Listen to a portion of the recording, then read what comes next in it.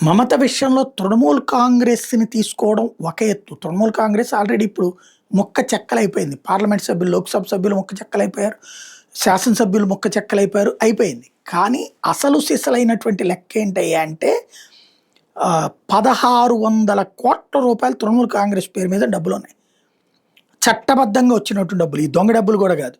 మా ఏదైతే ఒక రాజకీయ పార్టీకి చెందినటువంటి మెజార్టీ ఎమ్మెల్యేలు, ఎంపీలు, కార్యకర్తలు కొత్త నాయకత్వం వెళ్ళినప్పుడు చట్ట ప్రకారం అసలైన పార్టీ అదే అవుతుంది. గతంలో మహారాష్ట్రలో శివసేన, ఎన్‌సీపీల విషయంలో కూడా ఎన్నికల సంఘం మెజార్టీ ఉన్న వర్గాన్ని అసలైన పార్టీ గుర్తిస్తుంది. ఇప్పుడు అసలు గొడవ ఏంటంటే ఎలక్టోరల్ బాండు, ఇతర వనరుల ద్వారా దాదాపు 1600,00,00,000 నగదు తృణమూల్ కాంగ్రెస్ ఖాతాలో ఉంది. ఇప్పుడు అది ఎవరికెళ్తది? మమతా బెనర్జీ, అభిషేక్ బెనర్జీలు చేయి దాటిపోయినట్టు అది. ఎవరికెళ్తది ఇప్పుడు? ఎమ్మెల్యేల్లో అత్యధికంగా ఉన్నోళ్ళకా? ఎంపీల్లో అత్యధికంగా ఉన్నోళ్ళకా?